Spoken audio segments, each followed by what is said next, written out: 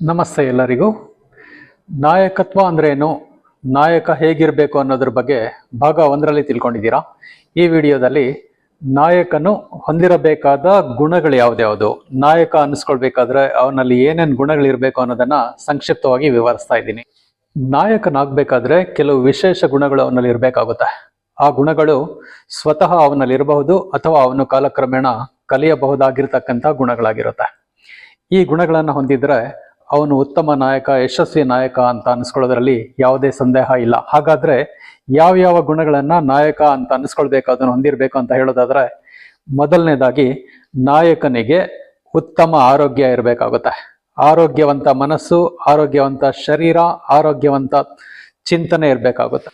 ಉತ್ತಮ ಆರೋಗ್ಯ ಹೊಂದಿದ್ದರೆ ಮಾನಸಿಕವಾಗಿ ಸದೃಢನಾಗಿರ್ತಾನೆ, ದೈಹಿಕವಾಗಿ ಚೈತನ್ಯಶೀಲನಾಗಿರ್ತಾನೆ, ಹಾಗೇನೆ ಆಧ್ಯಾತ್ಮಿಕವಾಗಿಯೂ ಗಟ್ಟಿ ಮನಸ್ಸನ್ನ ಹೊಂದಿರತಕ್ಕಂಥವನಾಗಿರ್ತಾನೆ. ಆತ ತೆಗೆದುಕೊಳ್ತಕ್ಕಂಥ ನಿರ್ಧಾರಗಳು, ಅವನು ಮಾಡ್ತಕ್ಕಂಥ ಕೆಲಸ ತನ್ನ ಹಿಂಬಾಲಕರ ಮೇಲೆ, ತನ್ನ ಜೊತೆಯಲ್ಲಿ ಕಾರ್ಯನಿರ್ವಹಿಸ್ತಕ್ಕಂಥವ್ರ ಮೇಲೆ, ತನ್ನ ಮಾತನ್ನ ಕೇಳುವಂಥವ್ರ ಮೇಲೆ ಹೆಚ್ಚಿನ ಪ್ರಭಾವ ಬೀರೋದ್ರಲ್ಲಿ ಸಂದೇಹ ಇಲ್ಲ. ಹಾಗಾಗಿ ನಾಯಕ ಅಂತ ಅನ್ನಿಸ್ಕೊಂಡವನು ಒಳ್ಳೆ ಆರೋಗ್ಯ ಕಾಪಾಡ್ಕೊಳ್ಬೇಕಾಗುತ್ತೆ. ಇದಕ್ಕಾಗಿ ದೈಹಿಕ ಚಟುವಟಿಕೆಗಳಲ್ಲಿ ಭಾಗಿಯಾಗಬೇಕು, ತನ್ನ ದೇಹವನ್ನ ಫಿಟ್ನೆಸ್ ಆಗಿ ಇಟ್ಕೊಂಡಿರ್ಬೇಕು, ತನ್ನ ಮನಸ್ಸನ್ನು ಕೂಡ ಅವನು ಆರೋಗ್ಯಶಾಲಿಯಾಗಿ ಇಟ್ಕೊಂಡಿರ್ಬೇಕಾಗುತ್ತೆ. ಆರೋಗ್ಯವಂತ ದೇಹ, ಆರೋಗ್ಯವಂತ ಮನಸ್ಸು, ಆರೋಗ್ಯವಂತ ಯೋಚನೆಗಳು ಸಾಕಷ್ಟು ಹಿಂಬಾಲಕರನ್ನ ಆಕರ್ಷಿಸುತ್ತವೆ. ಅವನು ಯಶಸ್ವಿ ನಾಯಕ ಅಂತ ಅನ್ಸ್ಕೊಳ್ಳೋದ್ರಲ್ಲಿ ಎರಡನೇ ಮಾತಿರೋದಿಲ್ಲ. ಹಾಗಾಗಿ ನಾಯಕನಾಗಬೇಕಾದ್ರೆ ಅವನು ದೈಹಿಕವಾಗಿ ಅತ್ಯುತ್ತಮವಾಗಿ ಫಿಟ್ನೆಸ್ ಅನ್ನ ಹೊಂದಿರಬೇಕಾಗುತ್ತೆ. ಮಾನಸಿಕವಾಗಿಯೂ ಅಷ್ಟೇ ಅವನು ಸದೃಢನಾಗಿರ್ಬೇಕಾಗುತ್ತೆ. ಆಧ್ಯಾತ್ಮಿಕವಾಗಿಯೂ ಕೂಡ ಅವನು ಸಾಕಷ್ಟು ಪಳಗಿರ್ಬೇಕಾಗುತ್ತೆ. ನಾಯಕನಾಗಬೇಕಾದ್ರೆ ಎರಡನೇ ಅತ್ಯಂತ ಮುಖ್ಯ ಗುಣ ಸೇವಾ ಮನೋಭಾವ ಅವನ ಮನಸ್ಸಲ್ಲಿ ಇರಬೇಕಾಗುತ್ತೆ. ಅವನು ಇತರರಿಗೋಸ್ಕರ ಸೇವೆ ಮಾಡೋದ್ರಲ್ಲಿ ಮುಂದೆ ಇರಬೇಕಾಗುತ್ತೆ. ನಾಯಕನಲ್ಲಿ ಉತ್ಸಾಹ, ಆತ್ಮವಿಶ್ವಾಸ ಇದ್ದರೆ ಇತರರಿಗೆ ಸೇವೆ ಸಲ್ಲಿಸಬೇಕು, ತನ್ನ ಜೊತೆಲಿ ಕೆಲಸ ಮಾಡೋರ ಜೊತೆ ಕೆಲಸ ಮಾಡಿಸ್ಬೇಕು ಅನ್ನೋ ಮನೋಭಾವ ಅವನಲ್ಲಿದ್ರೆ, ಸೇವಾ ಮನೋಭಾವ ಪ್ರಾಮಾಣಿಕವಾಗಿದ್ರೆ ಅವನು ಒಳ್ಳೆ ನಾಯಕನಾಗೋದ್ರಲ್ಲಿ ಬೇರೆ ಮಾತೇ ಇಲ್ಲ ಅಂತ ಹೇಳ್ಬೋದು. ನಾಯಕನ ಪ್ರಮುಖ 3ನೇ ಗುಣ ಫ್ರೆಂಡ್ಲಿನೆಸ್, ಸ್ನೇಹಪರವಾಗಿರ್ಬೇಕು. ಅವನು ತನ್ನ ಜೊತೆ ಕೆಲಸ ನಿರ್ವಹಿಸ್ತಕ್ಕಂಥವ್ರು, ಹಾಗೆ ತನ್ನ ಮಾತನ್ನ ಕೇಳುವಂಥವ್ರು, ತನ್ನ ಹಿಂಬಾಲಕರು, ತನ್ನ ಜೊತೆ ಇರ್ತಕ್ಕಂಥವ್ರು, ತನ್ನನ್ನು ನಾಯಕ ಅಂತ ಒಪ್ಕೊಂಡವ್ರ ಜೊತೆ ಸ್ನೇಹಪರವಾಗಿ ವರ್ತಿಸ್ಬೇಕಾಗುತ್ತೆ. ಅವನನ್ನ ಕಂಡ್ರೆ ಪ್ರತಿಯೊಬ್ಬರಿಗೂ ಇಷ್ಟ ಆಗಬೇಕು, ದೂರ ಅವನನ್ನ ನೋಡಿ ಓಡಿ ಹೋಗ್ಬಾರ್ದು ಅನ್ನೋ ಮನಸ್ಸಿರ್ಬೇಕು, ಅವನ ಹತ್ರ ಇರಬೇಕು, ಅವನ ಮಾತು ಕೇಳಬೇಕು ಅನ್ನೋ ಮನಸ್ಥಿತಿ ಅವನು ಸೃಷ್ಟಿ ಮಾಡಿರ್ಬೇಕಾಗುತ್ತೆ. ಅವನಲ್ಲಿ ಫ್ರೆಂಡ್ಲಿ ನೇಚರ್ ಇರಬೇಕಾಗುತ್ತೆ. ಎಲ್ಲರ ಜೊತೆ ಅತ್ಯುತ್ತಮವಾಗಿ ಬೆರೀಬೇಕು, ಹಾಗೂ ಎಲ್ಲರೂ ಅವನನ್ನ ಕಂಡ್ರೆ ಅವನ ಜೊತೆ ಮಾತಾಡಬೇಕು, ಅವನ ಮಾತು ಕೇಳಬೇಕು, ಅವನು ಹೇಳ್ದಂತೆ ವರ್ತಿಸ್ಬೇಕು ಅನ್ನೋ ಮನೋಭಿಪ್ರಾಯ ಮೂಡಬೇಕು ಅನ್ನೋ ಕಲ್ಪನೆ ಬರೋ ಹಾಗೆ ನಾಯಕ ಇರಬೇಕಾಗುತ್ತೆ. 4ನೇದಾಗಿ ನಾಯಕನಾಗಬೇಕಾದ್ರೆ ಅವನು ಅತ್ಯಂತ ಬುದ್ಧಿವಂತನಾಗಿರ್ಬೇಕಾಗುತ್ತೆ. ಪೆದ್ದನಾಗಿದ್ದರೆ, ದಡ್ಡನಾಗಿದ್ದರೆ, ಬೇರೆಯವರ ಮಾತನ್ನ ಕೇಳುವಂಥವನಾಗಿದ್ದರೆ ತಾನು ನಾಯಕನಾಗಲು ಸಾಧ್ಯ ಇಲ್ಲ. ಸ್ವಂತ ನಿರ್ಧಾರ ತೆಗೆದುಕೊಳ್ಬೇಕು, ತಾನೇನ್ ಮಾಡಬೇಕಾಗಿದೆ ಅನ್ನೋದನ್ನ ತಿಳ್ಕೊಂಡಿರ್ಬೇಕು, ದೂರದೃಷ್ಟಿ ಅವನಲ್ಲಿರ್ಬೇಕು. ಎಲ್ಲಕ್ಕಿಂತ ಮುಖ್ಯವಾಗಿ ಬೇರೆಯವರಿಗಿಂತ ಹೆಚ್ಚಿನ ಬುದ್ಧಿವಂತಿಕೆ ಅವನಲ್ಲಿ ಇರಬೇಕಾಗುತ್ತೆ. ಬುದ್ಧಿವಂತನಾದವನು ಮಾತ್ರ ಉತ್ತಮ ನಾಯಕನಾಗಲು ಸಾಧ್ಯ ಆಗುತ್ತೆ. ಆಮೇಲೆ ಅವನು ಹಾಕೊಂಡಿರ್ತಕ್ಕಂತಹ ಗುರಿಯನ್ನ ಸಾಧಿಸೋದಕ್ಕೆ ಸಾಧ್ಯ ಆಗುತ್ತೆ. ಉತ್ತಮ ನಾಯಕ ಅನ್ಸ್ಕೊಳ್ಬೇಕಾದ್ರೆ ಮತ್ತೊಂದು ಪ್ರಮುಖ ಗುಣ, ನಾಯಕನಾಗಬೇಕಾಗಿರೋನು, ನಾಯಕ ಅಂತ ಅನ್ನಿಸ್ಕೊಳ್ಳೋನು ಅತ್ಯಂತ ಪ್ರಾಮಾಣಿಕನಾಗಿರ್ಬೇಕಾಗುತ್ತೆ. ಮಾತು ಕೊಟ್ರೆ ಅದನ್ನ ಈಡೇರಿಸ್ಬೇಕಾಗುತ್ತೆ. ಆಮೇಲೆ ಸಮಯ ಪಾಲನೆ ಅವನಲ್ಲಿ ಇರಬೇಕಾಗುತ್ತೆ.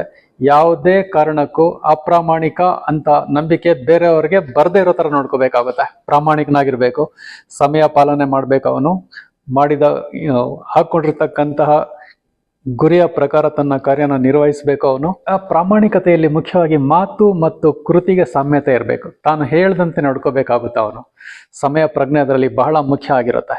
ತಾನು ಏನು ಪ್ಲಾನ್ ಮಾಡ್ಕೊಂಡಿರ್ತಾನೋ ಅದ್ರ ಪ್ರಕಾರ ಅದನ್ನ ಅಚೀವ್ ಮಾಡೋದಕ್ಕೋಸ್ಕರ, ಅದನ್ನ ಸಾಧಿಸೋದಕ್ಕೋಸ್ಕರ ಅವನು ಸರಿಯಾದ ರೀತಿನಲ್ಲಿ ಕಾರ್ಯತತ್ಪರನಾಗಬೇಕಾಗುತ್ತೆ, ಪ್ರಾಮಾಣಿಕನಾಗಿರ್ಬೇಕಾಗುತ್ತೆ. ಉತ್ತಮ ನಾಯಕನ ಮತ್ತೊಂದು ಪ್ರಮುಖ ಗುಣ ಅಂತ ಹೇಳಿದ್ರೆ ಹಿಂಬಾಲಕರ ಮನಸ್ಸನ್ನ ಒಲಿಸ್ತಕ್ಕಂತಹ ಸಾಮರ್ಥ್ಯ ಅವನಲ್ಲಿ ಇರಬೇಕಾಗುತ್ತೆ. ತನ್ನನ್ನು ಯಾರು ನಾಯಕ ಅಂತ ಒಪ್ಕೊಂಡಿರ್ತಾರೋ ಅವರ ಮನಸ್ಸನ್ನ ಒಲಿಸೋ ಸ್ಥಿತಿ ಅವನಿಗಿರ್ಬೇಕಾಗುತ್ತೆ. ಅವರೇನಾದ್ರೂ ಕಷ್ಟದಲ್ಲಿದ್ದಾಗ ಅಥವಾ ಅವ್ರಿಗೇನಾದ್ರೂ ಅರ್ಥ ಆಗದೆ ಇದ್ದಾಗ ಏನ್ ಮಾಡ್ಬೇಕಾಗಿದೆ ಅನ್ನೋದನ್ನ ಸ್ಪಷ್ಟವಾಗಿ ತಿಳಿಸಿ ಅವ್ರನ್ನ ಮುನ್ನುಗ್ಗೋ ಹಾಗೆ ಮಾಡ್ಬೇಕಾಗುತ್ತೆ. ಆ ಹಿಂಬಾಲಕರ ಮೇಲೆ, ತನ್ನನ್ನು ಪ್ರೀತಿಸೋರ ಮೇಲೆ, ತನ್ನನ್ನ ನಾಯಕ ಅಂತ ಒಪ್ಕೊಂಡವ್ರ ಮೇಲೆ ಅವರ ಮನಸ್ಸನ್ನ ಒಲಿಸೋದಕ್ಕೆ ಸದಾ ತಯಾರಾಗಿರ್ಬೇಕಾಗುತ್ತೆ. ಅವರಲ್ಲಿ ಯಾವತ್ತೂ ಕೂಡ ನಾಯಕನ ಬಗ್ಗೆ ಅವನು ಒಳ್ಳೆಯವನಲ್ಲ ಅನ್ನೋ ಮನೋಭಾವನೆ ಮೂಡದಂತೆ ನೋಡ್ಕೊಳ್ಬೇಕಾಗುತ್ತೆ. ಈ ಜವಾಬ್ದಾರಿ ನಾಯಕನ ಮೇಲೆ ಇರುತ್ತೆ. ಕಾರ್ಯನಿಷ್ಠೆ ಮತ್ತೊಂದು ಪ್ರಮುಖ ಗುಣ.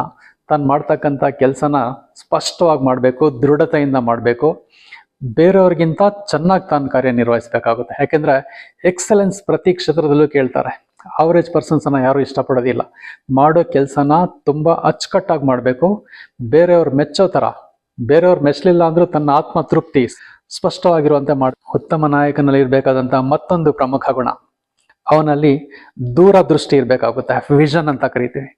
ಮುಂದೆ ಏನಾಗ್ಬೋದು, ನಾನು ಈಗ ಮಾಡ್ತಕ್ಕಂಥ ಕಾರ್ಯಗಳಿಂದ ಮುಂದೆ ಅದರ ಪ್ರತಿಫಲ ಏನಾಗ್ಬೋದು ಅನ್ನೋದನ್ನ ಮೊದಲೇ ಯೋಚನೆ ಮಾಡಿರ್ಬೇಕಾಗುತ್ತೆ. ತಾನು ತೆಗೆದುಕೊಳ್ತಕ್ಕಂಥ ನಿರ್ಧಾರ, ತಾನು ಮಾಡ್ತಾ ಇರ್ತಕ್ಕಂತಹ ಕಾರ್ಯ ಯಾವ ದಿಕ್ಕಿನಲ್ಲಿ ಸಾಗುತ್ತೆ, ಅದರಿಂದ ಮುಂದೆ ಏನಾಗ್ಬೋದು, ಒಳ್ಳೇದಾಗುತ್ತಾ ಕೆಟ್ಟದ್ದಾಗುತ್ತಾ, ಅದನ್ನ ಮೊದಲೇ ತಿಳ್ಕೊಂಡಿರ್ಬೇಕಾಗುತ್ತೆ. ಅಂತಹ ದೂರದೃಷ್ಟಿ, ಸೂಕ್ಷ್ಮ ಪ್ರಜ್ಞೆ ನಾಯಕನಲ್ಲಿದ್ರೆ ಅವನು ಒಳ್ಳೆ ನಾಯಕ ಆಗೋದ್ರಲ್ಲಿ ಸಂದೇಹ ಇಲ್ಲ.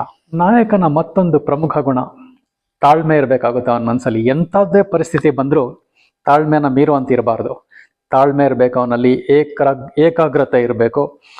ಎಂಥ ವಿಷಮ ಪರಿಸ್ಥಿತಿ ಬಂದರೂ ಅದನ್ನ ಸೂಕ್ಷ್ಮವಾಗಿ ನಿಭಾಯಿಸ್ತಕ್ಕಂತಹ ಗುಣ ಅವನಲ್ಲಿ ಇರಬೇಕಾಗುತ್ತೆ. ಇದಕ್ಕೆ ತಾಳ್ಮೆ ಅತ್ಯಂತ ಮುಖ್ಯವಾಗುತ್ತೆ. ಮುಂಗೋಪಿಯಾಗಿದ್ರೆ, ಆತುರಗಾರನಾದ್ರೆ ಅವನು ಒಳ್ಳೆ ನಾಯಕ ಅಂತ ಅನ್ಸ್ಕೊಳ್ಳೋದಕ್ಕೆ ಸಾಧ್ಯ ಇಲ್ಲ. ಏನೇ ಕಾರ್ಯ ಮಾಡಬೇಕಾದ್ರೂ ಯೋಚನೆ ಮಾಡಿ ಕಾರ್ಯನಿರ್ವಹಿಸಬೇಕಾಗುತ್ತೆ. ಹಾಗೇನೆ ಕಾರ್ಯನಿರ್ವಹಿಸುವಾಗ, ಹಾಗೆ ಬೇರೆಯವ್ರ ಮೇಲೆ ಪ್ರಭಾವ ಬೀರುವಾಗ ಅವನಲ್ಲಿ ತಾಳ್ಮೆ ಇರಬೇಕಾಗುತ್ತೆ. ಉತ್ತಮ ನಾಯಕ ಅಂತ ಅನ್ಸ್ಕೊಳ್ಬೇಕಾದ್ರೆ ನಿರ್ಧಾರ ತೆಗೆದುಕೊಳ್ತಕ್ಕಂಥ ಸಾಮರ್ಥ್ಯ ಅವನಿಗೆ ಇರಬೇಕಾಗುತ್ತೆ. ಯಾವ ಸಮಯದಲ್ಲಿ ಯಾವ ನಿರ್ಧಾರ ತೆಗೆದುಕೊಳ್ಬೇಕು, ಇತರರು ಹೇಳ್ದಂತೆ ಕೇಳಬೇಕಾ ಅಥವಾ ತಾನೇ ಯೋಚನೆ ಮಾಡಬೇಕಾ, ತಾನು ಯಾವ ತರ ಕಾರ್ಯನ ತಾನು ನಿರ್ವಹಿಸಬೇಕು, ಮುಂದೆ ಏನ್ ಮಾಡ್ಬೇಕಾಗಿದೆ, ಯಾವ ಸಮಯದಲ್ಲಿ ಯಾವ ನಿರ್ಧಾರ ತೆಗೆದುಕೊಳ್ಬೇಕು, ಎಲ್ಲವನ್ನು ಸ್ಪಷ್ಟವಾಗಿ ಅವನು ಅರ್ಥ ಮಾಡ್ಕೊಂಡಿರ್ಬೇಕಾಗುತ್ತೆ. ಉತ್ತಮ ನಿರ್ಧಾರ ಉತ್ತಮ ಸಮಯದಲ್ಲಿ ತೆಗೆದುಕೊಂಡ್ರೆ ಅವನು ಒಳ್ಳೆ ನಾಯಕ ಆಗ್ತಾನೆ, ಒಳ್ಳೆ ರಿಸಲ್ಟ್ಸ್ ಅನ್ನ ಕೊಡ್ತಾನೆ, ಯಶಸ್ವಿ ಆಗ್ತಾನೆ. ಕೊನೆಯದಾಗಿ ಹೊಣೆಗಾರಿಕೆ ಹೊರತಕ್ಕಂತಹ ಲಕ್ಷಣವನ್ನ ಹೊಂದಿರಬೇಕಾಗುತ್ತೆ. ನಾಯಕನಾದನು ತಾನು ಮಾಡ್ತಕ್ಕಂತಹ ಕಾರ್ಯಗಳಲ್ಲಿ ಏನಾದ್ರೂ ವಿಫಲನಾದ್ರೆ ಅದಕ್ಕೆ ತಾನೇ ಹೊಣೆಗಾರ ಅನ್ನೋದನ್ನ ಹೊರೋದಕ್ಕೆ ಸಿದ್ಧನಾಗಿರ್ಬೇಕಾಗುತ್ತೆ. ಜವಾಬ್ದಾರಿ ಅಂತ ಕರಿತೀವಿ. ಜವಾಬ್ದಾರಿ ಹೊತ್ಕೊಳ್ತಕ್ಕಂಥ ಗುಣ ಅವನಲ್ಲಿ ಇರ್ಬೇಕಾಗುತ್ತೆ. ಯಶಸ್ಸಿಗೂ ಅಥವಾ ವಿಫಲತೆಗೂ ಅವನೇ ಕಾರಣನಾಗ್ತಾನೆ. ಅವನು ಹೇಳ್ಬೇಕಾಗುತ್ತೆ, ಇದರಿಂದ ಏನಾದ್ರೂ ನಷ್ಟ ಆಗಿದ್ರೆ ತಾನು ತೆಗೆದುಕೊಳ್ತಕ್ಕಂಥ ನಿರ್ಧಾರದಿಂದ ಅದಕ್ಕೆ ನಾನೇ ಜವಾಬ್ದಾರಿ ಅಂತ ಜವಾಬ್ದಾರಿನ ಹೊರತಕ್ಕಂಥ ಸಾಮರ್ಥ್ಯ ಅವನಲ್ಲಿ ಇರಬೇಕಾಗುತ್ತೆ. ಒಂದ್ ವೇಳೆ ಆ ಥರ ಏನಾದರೂ ಆದ್ರೆ ಮುಂದೆ ಅದನ್ನ ಸರಿ ಮಾಡೋ ಶಕ್ತಿನೂ ಕೂಡ ಅವನಲ್ಲಿ ಇರಬೇಕಾಗುತ್ತೆ. ಇಷ್ಟೆಲ್ಲ ಗುಣಗಳಿದ್ರೆ ಒಬ್ಬ ವ್ಯಕ್ತಿ ಒಳ್ಳೆಯ ನಾಯಕ ಆಗ್ಬೋದು, ಅದರಲ್ಲಿ ಸಂದೇಹ ಇಲ್ಲ ಅಂತ ಹೇಳ್ಬೋದು. ಎಲ್ಲರಲ್ಲೂ ಈ ಗುಣಗಳು ಇರೋದಿಲ್ಲ, ಆದ್ರೆ ಈ ಗುಣನ ಪ್ರಾಕ್ಟೀಸ್ ಮಾಡೋದ್ರ ಮೂಲಕ ಕಲ್ತ್ಕೊಳ್ಬೋದು. ಆ ನಾಯಕ ಹೊಂದಿರಬೇಕಾದ ಗುಣಗಳ ಬಗ್ಗೆ ಕೆಲವು ವಿಷಯಗಳನ್ನ ಹೇಳಿದ್ದೀನಿ. ಇದುವರೆಗೂ ಈ ವಿಡಿಯೋನ ವೀಕ್ಷಿಸಿದಂತಹ ತಮ್ಮೆಲ್ಲರಿಗೂ ಧನ್ಯವಾದಗಳು. ನಮಸ್ಕಾರ.